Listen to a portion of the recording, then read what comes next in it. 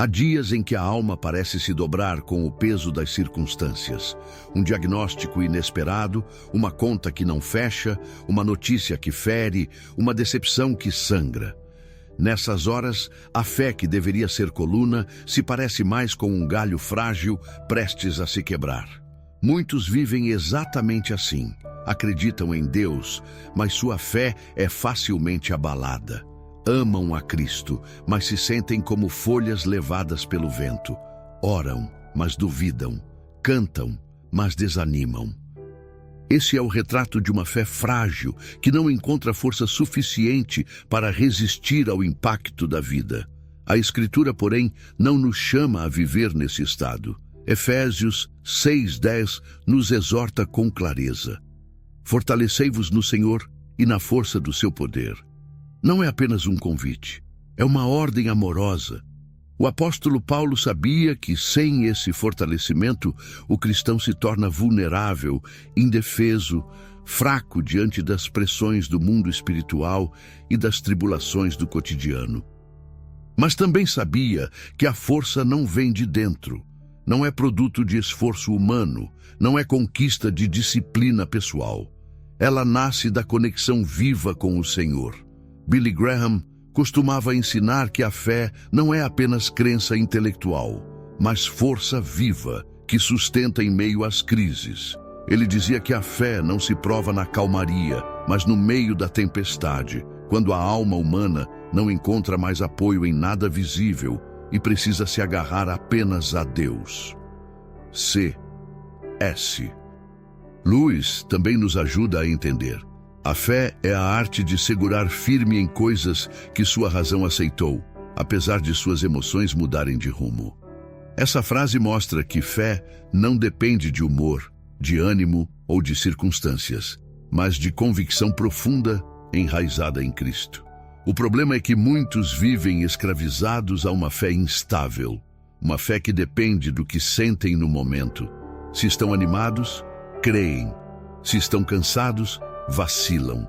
Se tudo vai bem, oram e agradecem. Se tudo vai mal, se calam e se distanciam.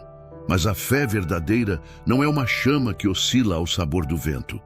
A fé verdadeira é uma fogueira sustentada pela madeira eterna da palavra de Deus.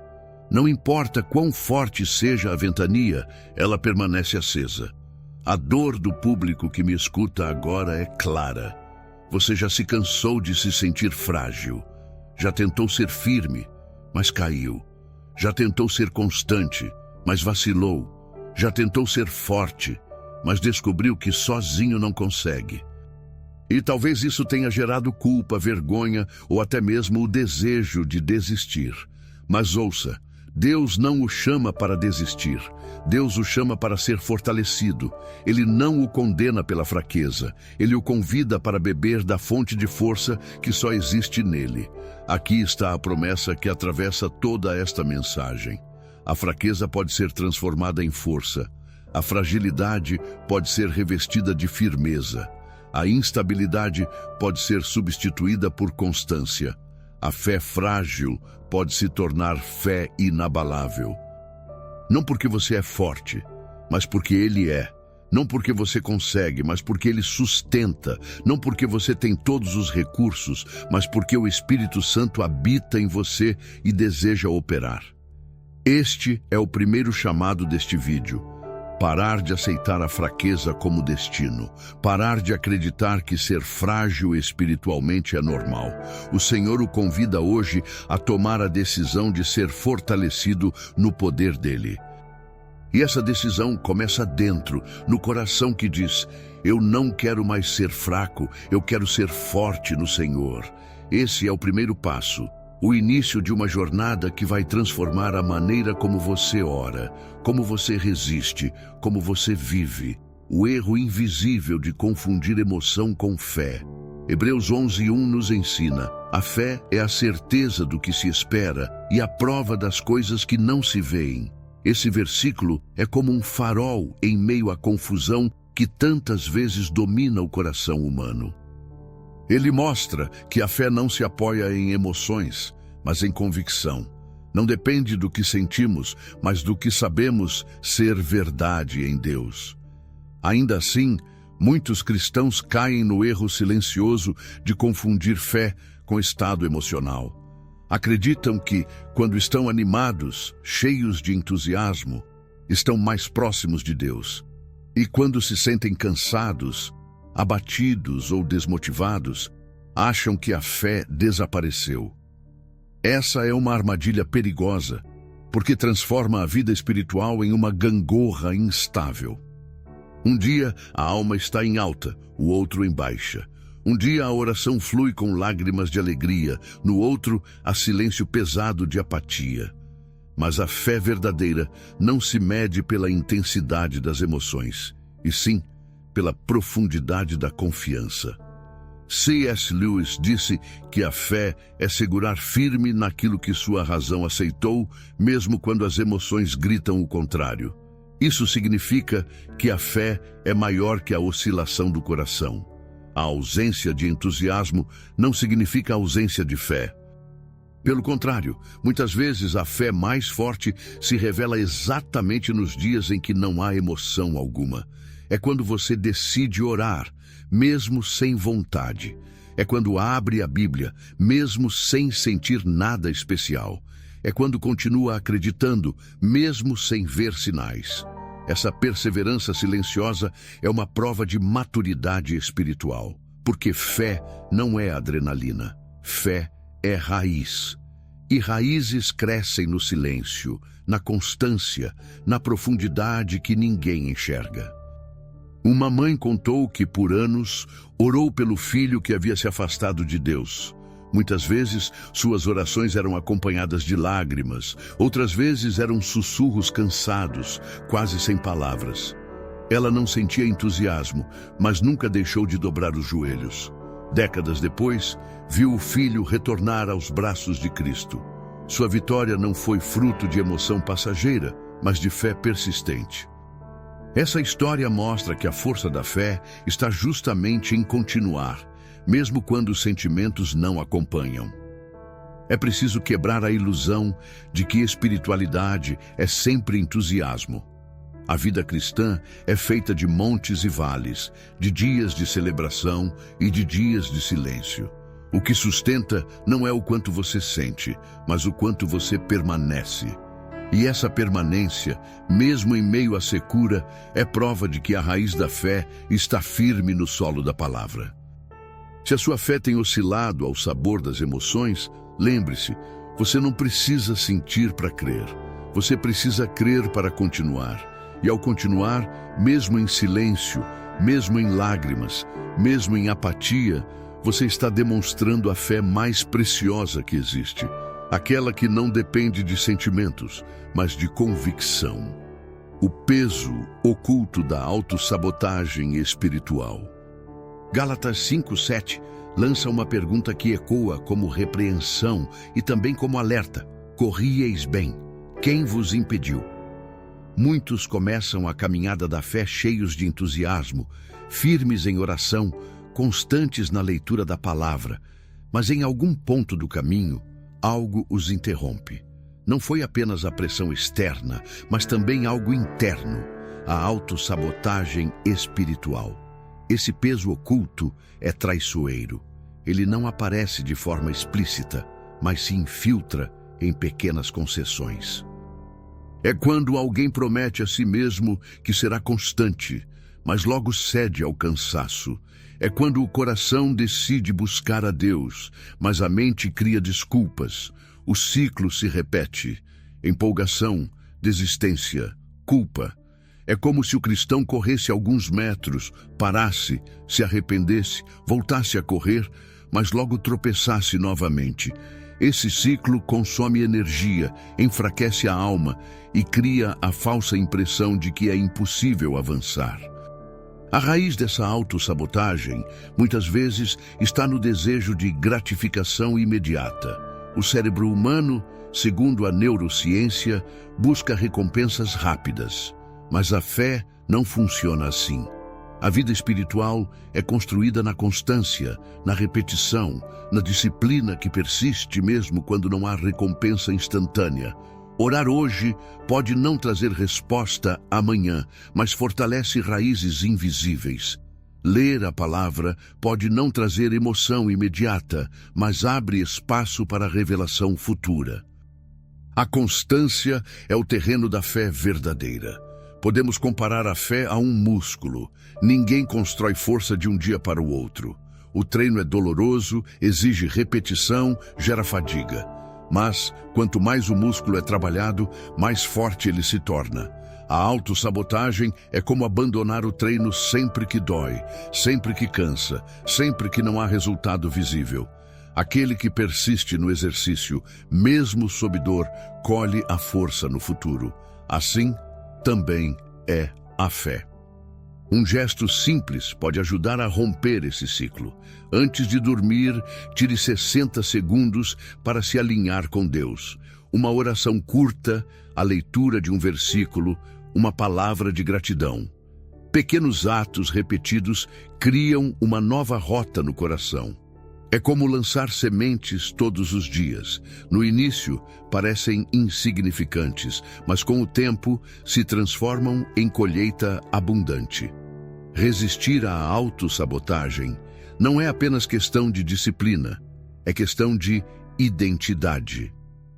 Porque quando você insiste em permanecer, mesmo diante de suas quedas, está declarando que não é escravo da fraqueza, mas filho da promessa.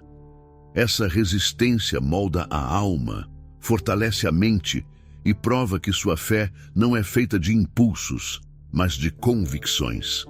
A autossabotagem espiritual pode parecer um inimigo invisível, mas pode ser vencida pela constância silenciosa e fiel. E cada vez que você decide permanecer, mesmo que seja em passos pequenos, você se torna mais forte, mais enraizado e mais resistente. A vitória da fé não está em nunca cair, mas em nunca desistir de levantar. O mito de que força espiritual é a ausência de fraqueza. O apóstolo Paulo escreveu em 2 Coríntios 12:10, "Quando estou fraco, então sou forte." Essa afirmação desconcerta a lógica humana. Como pode a fraqueza ser lugar de força? Aos olhos do mundo, a verdadeira força é medida pela ausência de falhas, pela firmeza constante, pela invulnerabilidade. Mas a palavra de Deus nos revela que a força espiritual não nasce da ausência de fraqueza, mas da presença de Cristo em meio a ela. Muitos acreditam que um cristão forte é aquele que nunca vacila, que nunca chora, que nunca demonstra fragilidade. Criamos a ilusão de que espiritualidade madura significa invulnerabilidade. Mas isso é mito.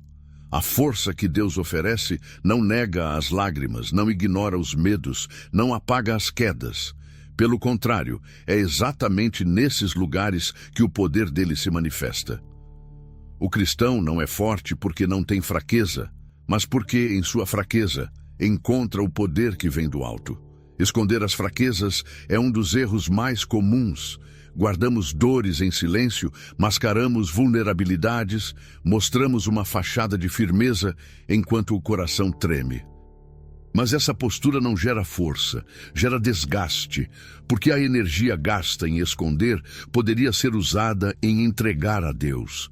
Ele não despreza nossas rachaduras, ele as usa como canais para sua luz. É no momento em que confessamos, "Sou fraco", que o Senhor responde, "A minha graça te basta." Na prática, reconhecer a fraqueza é um ato de fé. É o ponto onde a autossuficiência se rende e o orgulho se dobra. A neurociência mostra que admitir limitações ativa áreas do cérebro ligadas à consciência e reduz a autossabotagem. No campo espiritual, essa entrega abre espaço para o espírito agir. Quando tentamos ser fortes sozinhos, fechamos a porta da graça. Quando admitimos nossa fragilidade, abrimos a janela para que Deus sopre sua força. A imagem de um barco ilustra bem essa verdade. Um barco não afunda por estar no mar, mas por permitir que a água entre. A vida cristã não desmorona por causa da presença de lutas, mas quando deixamos que o desespero se instale dentro de nós. Reconhecer a fraqueza não significa ceder ao naufrágio, mas impedir que as águas da derrota entrem e dominem. A história de Davi também mostra isso. Aos olhos humanos, ele era frágil, jovem, inexperiente, incapaz de enfrentar um gigante. Mas sua fraqueza aparente se tornou palco da glória de Deus. Ele não venceu Golias pela espada, mas pela confiança no Senhor. O que parecia fragilidade se revelou força, porque a batalha não dependia dele, mas do Deus que lutava por ele. A verdadeira força espiritual, portanto, não é a ausência de fraqueza, mas dependência constante de Deus em meio à fraqueza. É a consciência de que sozinhos não conseguimos, mas nele somos mais que vencedores. É a coragem de assumir fragilidade sem vergonha, porque sabemos que ela é o ponto exato onde a graça se aperfeiçoa. Se você se sente fraco, não se culpe, não se condene. Sua fraqueza pode ser exatamente o lugar em que Deus escolheu mostrar a força dele. O que o mundo chama de fraqueza, o céu chama de oportunidade. O que você teme que o derrube, Deus pode usar para levantá-lo, porque em Cristo a fraqueza nunca é o fim, mas sempre o começo de uma nova força, a distração moderna que esvazia a alma. Lucas 10, 41, 42 nos mostra um diálogo profundamente atual, ainda que vivido há 2000 anos. Jesus disse: Marta, Marta, estás ansiosa e inquieta com muitas coisas. Entretanto, pouco é necessário ou mesmo uma só coisa. Maria escolheu a boa parte e esta não lhe será tirada. Marta estava ocupada, dispersa, ansiosa com os afazeres. Maria estava aos pés do Mestre, absorvendo cada palavra. A diferença entre elas não era apenas de atitude, mas de prioridade. Uma se consumia em distrações, a outra se alimentava do essencial. Vivemos em tempos em que as distrações são mais sutis e, ao mesmo tempo, mais intensas. Não são apenas os compromissos domésticos, mas o excesso de informações, as horas intermináveis diante das telas, o consumo de notícias, as notificações que nunca cessam. A alma se fragmenta entre centenas de estímulos, mas permanece vazia. Alimenta-se de tudo, mas não se nutre de nada. A distração se torna um ladrão silencioso, que rouba a profundidade da fé e a clareza da comunhão com Deus. Trocar alimento espiritual por consumo incessante de informações é como tentar saciar a fome com fumaça. Enche os olhos, mas não alimenta o coração.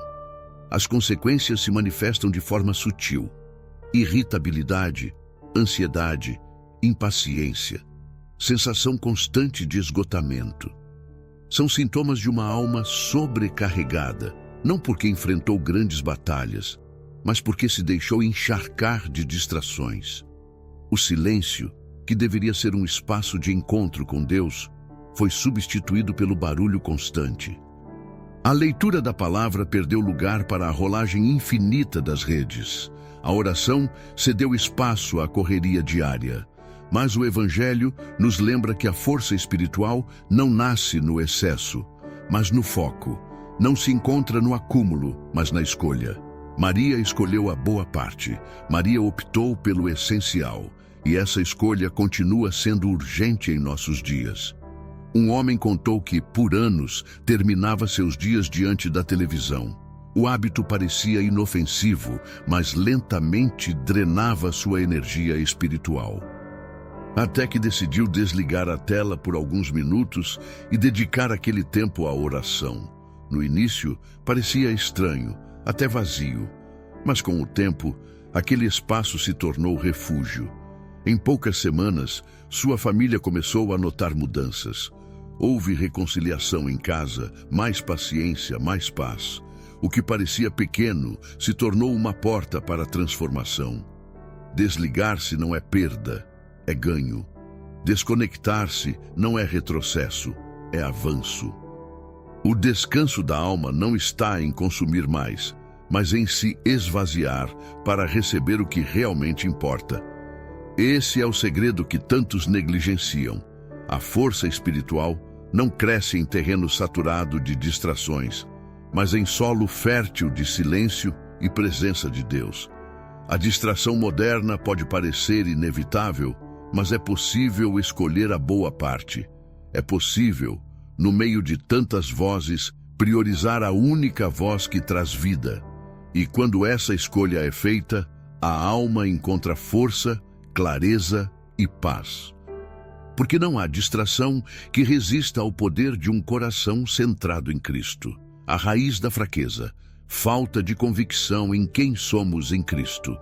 Romanos 8,37 afirma com clareza: em todas estas coisas somos mais que vencedores, por meio daquele que nos amou. Essa é uma das declarações mais poderosas das Escrituras, mas também uma das mais esquecidas pelos filhos de Deus. A raiz de muita fraqueza espiritual está exatamente aqui. Não compreender nem crer plenamente na identidade em Cristo. Sem essa convicção, qualquer vento de acusação ou circunstância adversa se torna suficiente para abalar a fé. Muitos definem sua identidade pelo passado. Carregam erros cometidos, palavras de condenação ou rótulos que a vida lhes impôs.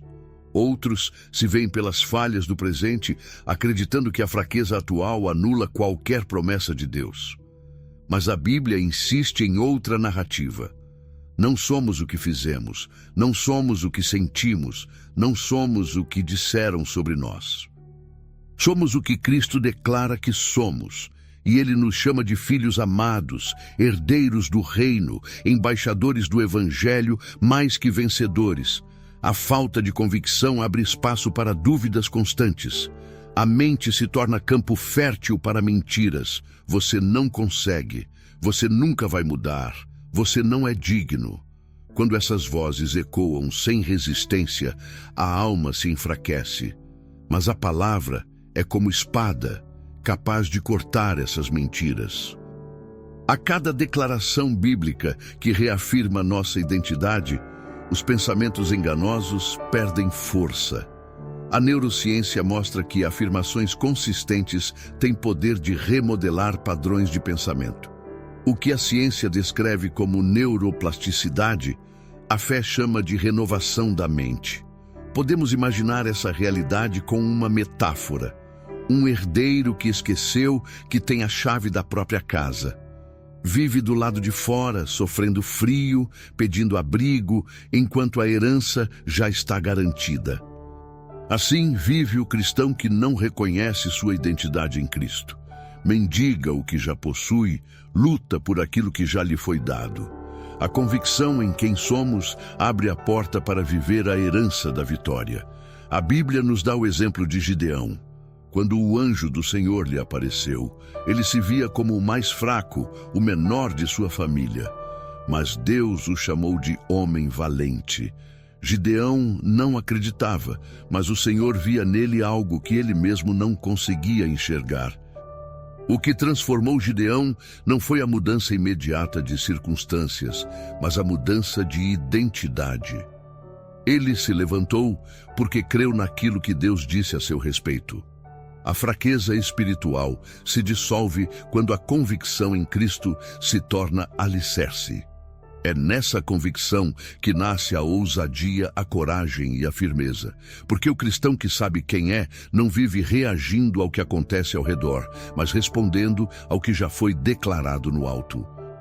Ele não é refém de emoções ou críticas, mas sustentado pela verdade eterna. Você não é definido pelo que o mundo diz, nem pelas falhas que já cometeu. Sua identidade está escondida em Cristo. E quando essa verdade se torna viva no coração, a fraqueza perde o domínio. Porque aquele que sabe quem é em Cristo vive como vencedor, mesmo antes da batalha terminar. O segredo negligenciado. Disciplina espiritual como treino de resistência. 1 Timóteo 4:8 declara: o exercício corporal para pouco aproveita, mas a piedade é proveitosa para tudo, porque tem a promessa da vida presente e da que há de vir. O apóstolo Paulo, conhecendo bem a linguagem das práticas atléticas tão comuns em sua época, comparou a vida espiritual a um treino. Assim como ninguém alcança força física sem disciplina constante, ninguém alcança firmeza espiritual sem disciplina na piedade. Esse é o segredo negligenciado. A fé não cresce apenas em momentos de entusiasmo, mas sobretudo no ritmo da prática diária. Muitos querem ser fortes espiritualmente, mas não sustentam hábitos de oração, leitura da palavra e comunhão. Esperam maturidade sem prática, desejam raízes sem rega, sonham com frutos sem semeadura. Mas a vida espiritual, assim como a física, é moldada por repetições. O corpo responde ao que recebe todos os dias, a alma também. Cada oração, cada versículo lido, cada gratidão expressa é como uma série de treino que fortalece o músculo invisível da fé. Há quem espere grandes experiências para se sentir fortalecido, mas a força não vem dos grandes eventos, e sim das pequenas doses repetidas. É mais eficaz 3 minutos de oração sincera todos os dias do que uma oração intensa e rara. É mais transformador meditar em 3 versículos diariamente do que ler um livro inteiro da Bíblia em um dia e depois abandoná-la por semanas. A disciplina espiritual é feita de constância, não de intensidade ocasional. Uma metáfora ajuda a entender. Uma árvore robusta não se torna forte em um único dia de sol, mas em anos de raízes aprofundadas, alimentadas por gotas constantes de água. Assim também é o cristão. Não é um único momento de fervor que define sua maturidade, mas os anos de disciplina silenciosa, quando ninguém vê, quando ninguém aplaude, quando a única plateia é o olhar de Deus. A consequência prática dessa disciplina é a estabilidade. O cristão disciplinado não é aquele que nunca sente medo ou tristeza, mas aquele que, mesmo em meio ao medo, sabe onde buscar refúgio. Sua fé não oscila como uma chama frágil, mas resiste como uma brasa que, mesmo diante do vento, permanece acesa. Porque a disciplina cria resistência e a resistência gera maturidade. Talvez você se veja cansado de altos e baixos espirituais. Talvez reconheça que sua fé se apaga porque depende de impulsos. Mas saiba, a força que você deseja já está disponível e ela floresce na disciplina. Poucos minutos diários de oração, algumas palavras de gratidão, um versículo meditado com atenção, tudo isso, repetido com constância, se tornará como raízes invisíveis, sustentando sua vida. A disciplina espiritual é o treino da resistência. É ela que o prepara para as batalhas maiores. É ela que o torna estável nos dias maus. É ela que o fortalece quando tudo ao redor desaba. O segredo não está no extraordinário, mas no ordinário repetido com fidelidade. E quando esse segredo é praticado, a fraqueza se transforma em firmeza e a alma aprende a permanecer de pé em qualquer estação. A força que vem da esperança escatológica.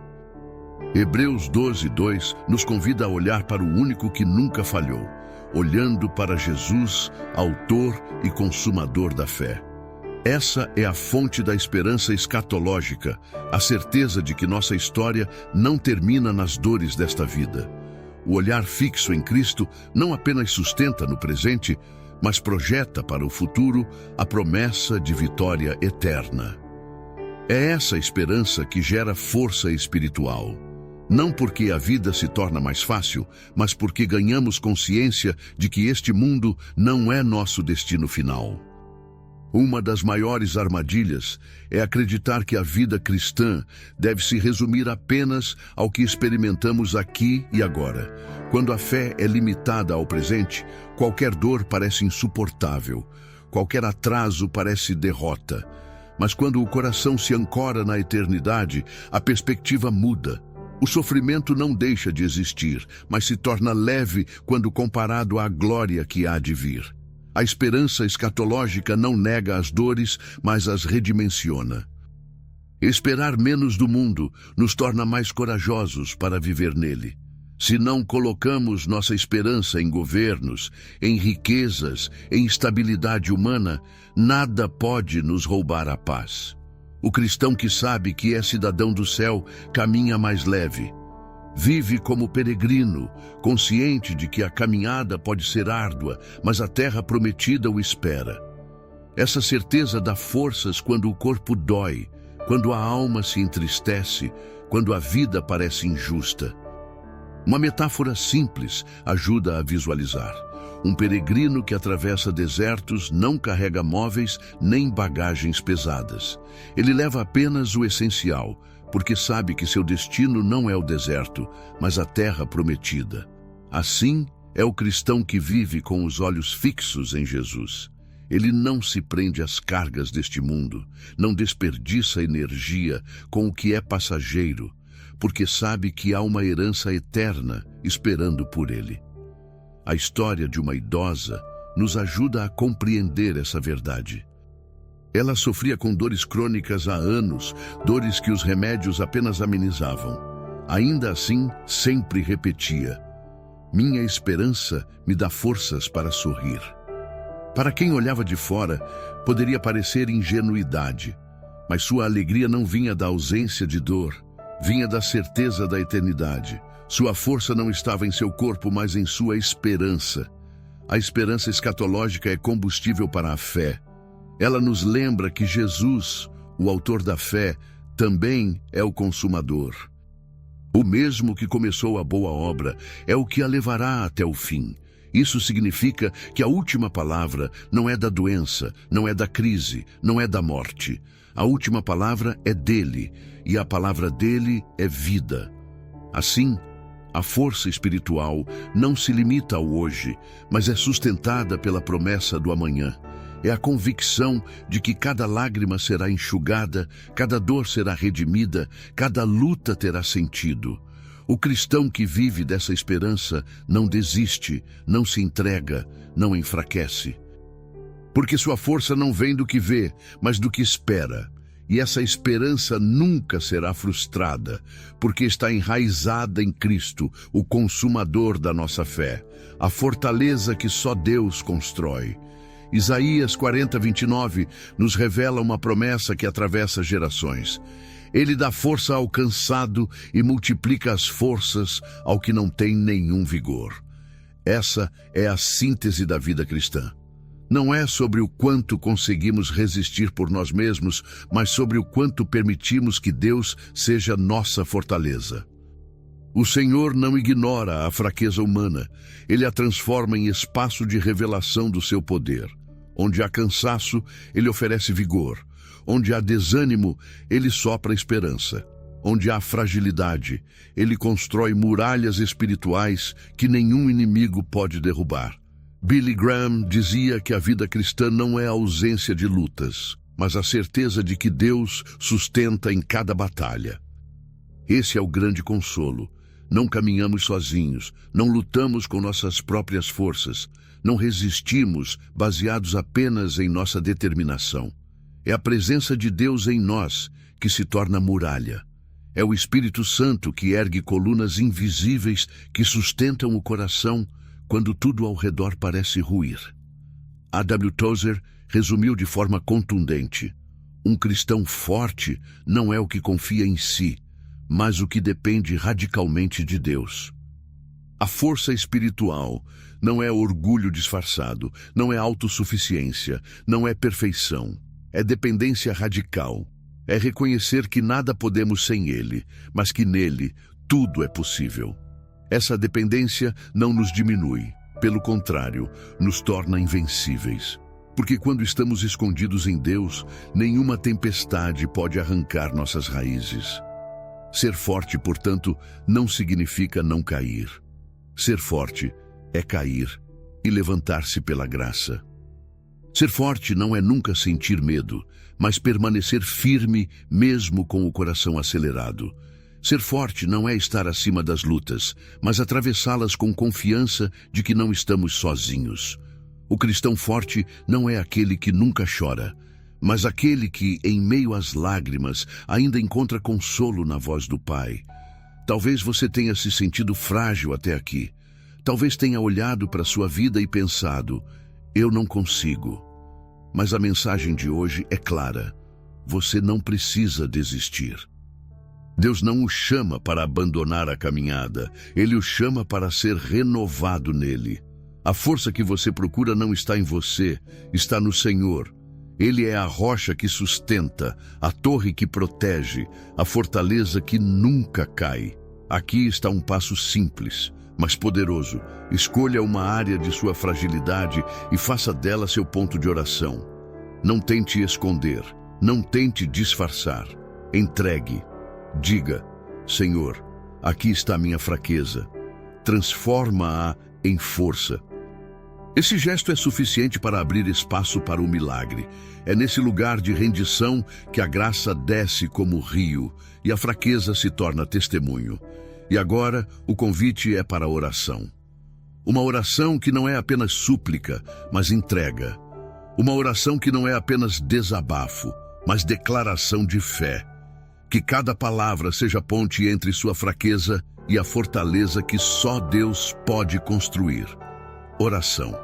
Senhor, nós nos apresentamos diante de Ti, conscientes da nossa fragilidade.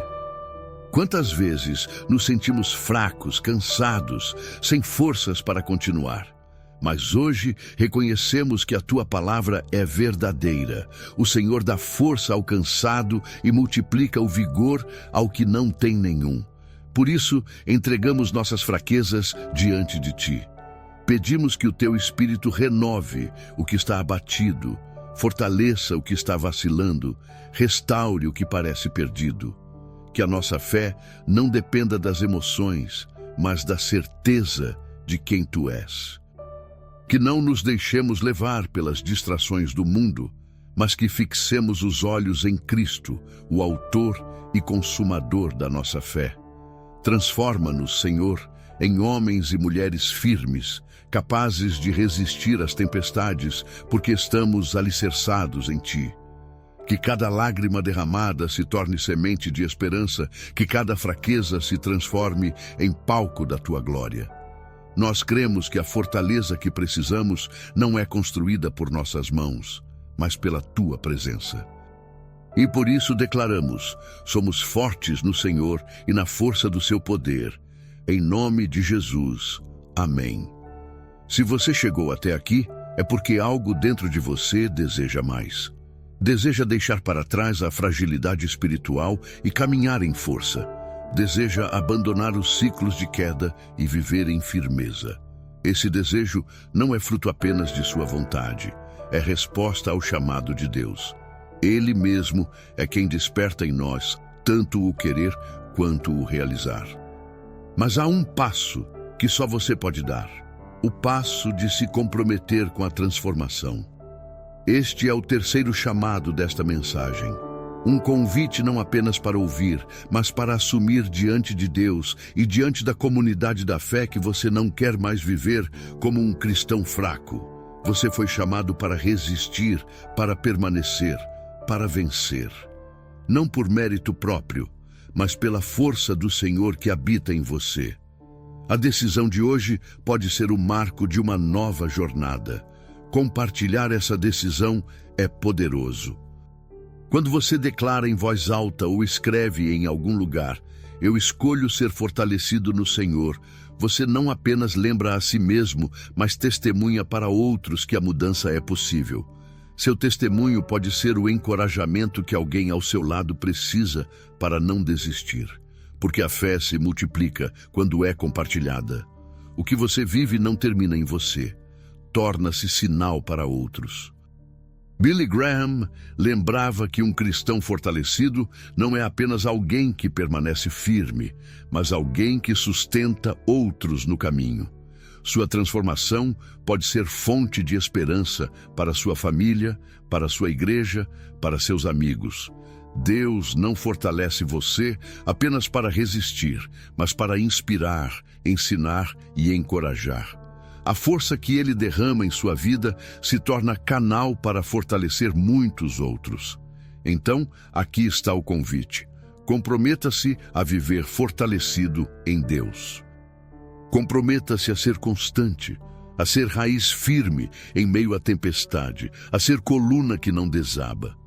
Esse compromisso não é apenas para si mesmo, mas para toda uma geração que será impactada por sua firmeza. O momento de decidir é agora. Declare diante de Deus: eu escolho viver fortalecido em Ti. Faça dessa decisão uma aliança. Permita que ela ecoe em sua casa, em sua rotina, em suas escolhas. Porque a fortaleza que Deus constrói em você será o testemunho vivo de que a graça é suficiente e o poder dele se aperfeiçoa exatamente naquilo que parecia fraqueza. A jornada continua, o chamado está diante de você e a promessa é clara: fortalecei-vos no Senhor e na força do seu poder. Essa é a fortaleza que ninguém pode abalar. Essa é a força que sustenta até o fim. Essa é a vida que você foi chamado a viver.